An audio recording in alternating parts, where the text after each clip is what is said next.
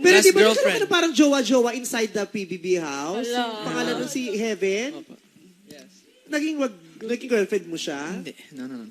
Pero niligawan mo siya sa loob ng bahay? No. I don't know. Actually, Ano? I'm not. I did like her inside the house. You did like her? I did. Not anymore. So not anymore? No, po. Oh. No, she's one of my closest friends now. Like along with all the housemates, it's like my kisses as well. Marco, Heaven, they were like some of the people that were really close to me. So Kaya nga, don't rush. yeah, of course, Diba? like It's a lesson. You shouldn't rush. Kasi diba, yeah. pag bata kayo, nagmamadali ka, akala mo yun na, pero ay, hindi pala. Totoo. Diba? Nagkasakitan lang. Kala mo love na, hindi pa pala.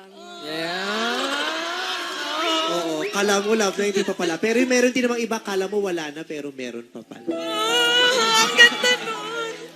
You have so many hugots. Madam Like, you're so Bertut. witty. Siya yung Madam Hugot na Bertut. hugot talaga ako. Madam Bertut.